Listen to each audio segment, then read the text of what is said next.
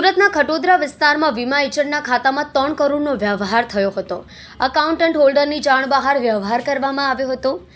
એજન્ટના ડોક્યુમેન્ટ્સનો ઉપયોગ કરી બેંક મેનેજરે સેવિંગ્સ ખાતું ખોલ્યું હતું। વીમા એજન્ટ બીજી બેંકમાં એકાઉન્ટન્ટ ખોલવા જતા મામલો સામે આવ્યો હતો, જેની ફરિયાદને આધારે ખટોદરા પોલીસે એચડીએફસીના મેનેજર વિરુદ્ધ નોંધ્યો છે ગુનો। આ સાથે જ પોલીસે એચડીએફસી મેનેજર સંદીપ રાખેચા અને રજત શેઠિયાની ધરપકડ કરી હતી।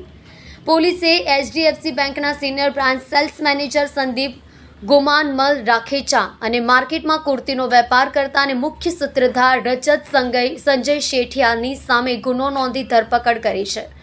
બંનેને કોર્ટે 3 દિવસના પોલીસ રિમાન્ડ આપ્યા છે। હજુ આ ગુનામાં એકાઉન્ટનો ઉપયોગ કરનાર મિલન જૈન અને સાહિબ નાસ્તા ફરે છે। આરોપીઓ દ્વારા આ રીતે અન્યના એકાઉન્ટનો શું દુરુપયોગ કર્યો છે તે અંગેની વધુ તપાસ ચાલી રહી છે।